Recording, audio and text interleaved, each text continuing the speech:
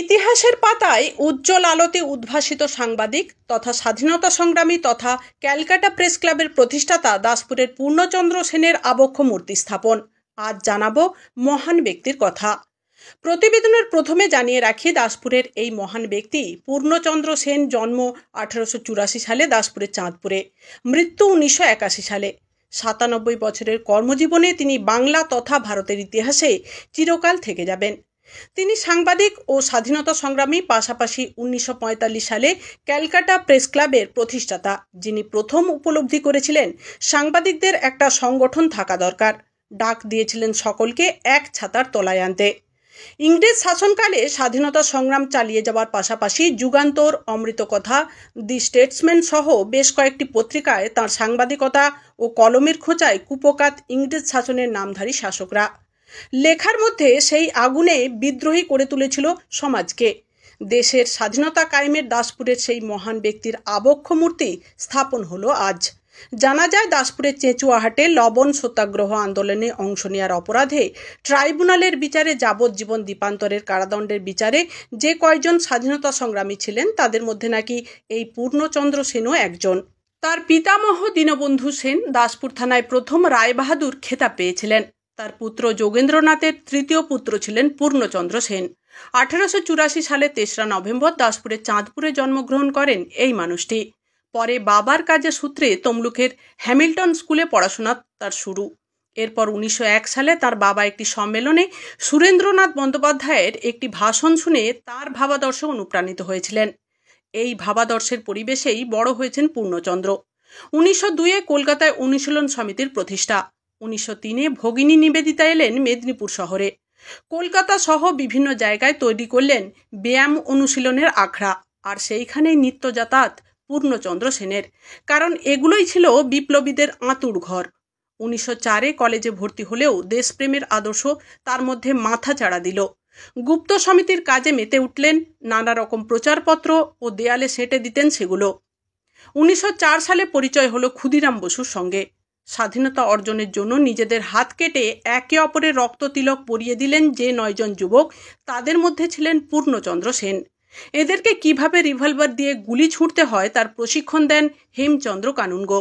যুগান্তর পত্রিকার সম্পাদক হিসেবে দায়িত্ব নেন এই মানুষটি।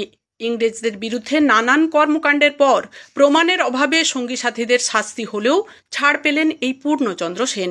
সাক্ষাৎ হলো দেশবন্ধু চিত্তরঞ্জন দাসের সাথে।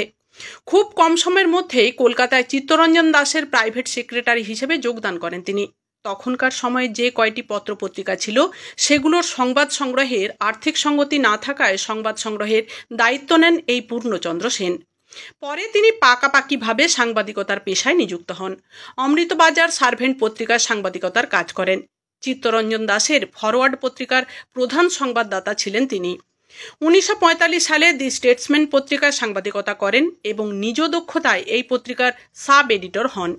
ইতিহাসের পাতায় উজ্জ্বল আলোতে উদ্ভাসিত সাংবাদিক তথা স্বাধীনতা সংগ্রামী তথা ক্যালকাটা প্রেস ক্লাবের প্রতিষ্ঠাতা দাসপুরের পূর্ণচন্দ্র সেন থেকে যাবেন মহান হয়ে। আজ 23শে ফেব্রুয়ারি 2025 রবিবার তাঁর আবক্ষ মূর্তি স্থাপন ঘিরে অনুষ্ঠানে উপস্থিত ছিলেন ঘাটালের মহকুমা শাসক সুমন বিশ্বাস, পূর্ণচন্দ্র সেন স্মৃতি সমিতির সভাপতি উমাশঙ্কর নিয়োগী, দাসপুরের বিধায়ক মমতা ভূঁইয়া, বাসুদেবপুরের পঞ্চায়েত প্রধান প্রশান্ত হর, ঘাটাল প্রেস ক্লাবের সম্পাদক শ্রীকান্ত পাত্র সহ অন্যান্য বিশিষ্ট ব্যক্তিরা। দাসপুর থেকে মনসারাম করের রিপোর্টে, ক্যামেরায় লক্ষ্মীকান্ত চক্রবর্তী, সংবাদ পাঠে আমি Papiya Bandyopadhyay, Ghatal Republic TV digital media. খুব ভালো লাগছে আজকের দিনে। আমরা অনেকদিন চেষ্টা করেছিলাম, আমি অনেকবার এখানে এসেছি এর আগে, সবাইকে বলেছিলাম স্থানীয় তারা উদ্যোগ নিয়ে একটা কমিটি গঠন করা হয়েছে, মূর্তি স্থাপিত রয়েছে সংগ্রামী এবং কলকাতা প্রেস ক্লাবের প্রতিষ্ঠাতা সম্পাদক। খুব বড় মাপের মানুষ তিনি। আমি ধন্যবাদ জানাবো এলাকার সমস্ত মানুষকে। আমাদের এখানে আছে আমাদের দাসপুরের গর্ব পূর্ণচন্দ্র সেন। আমরা শুধু মূর্তি স্থাপন করেই থেমে যাবো না, আমরা কলকাতাতে একটা মূর্তি করবো প্রেস ক্লাবের সামনে এবং ওনাকে নিয়ে আমরা বিভিন্ন অনুষ্ঠান আয়োজন করবো। ওনার জন্মদিন 3রা নভেম্বর, সেদিনকে আমরা কিছু প্রোগ্রাম করার চেষ্টা করবো এবছরে, এবং আরও বিভিন্ন রকম যদি এই যে এই এলাকাতে বিভিন্ন প্রতিযোগিতা ওনার নাম আরও কিছু করা যায়, সেই রাস্তাঘাটের নাম সেটাও করার চেষ্টা করবো। ভালো উদ্যোগ। এখানকার ওনার তো জন্মস্থানে চাঁদপুর, দাসপুর ব্লকের চাঁদপুর গ্রামে। এবং তারপরবাসী এখানকার স্থানীয় মানুষজন উদ্যোগ নিয়েছেন তার মুক্তি করেছেন। আমরা যারা সাংবাদিক হিসাবে গর্বিত এটাই সাংবাদিকদের একজন স্বাধীনতা সংগ্রামে অংশগ্রহণ করেছিলেন এবং সাংবাদিকতাকে স্বাধীনতা সংগ্রামের লড়াই হিসাবে হাতিয়ার করেছেন। সেখানে তিনি যেমন পথে তেমনি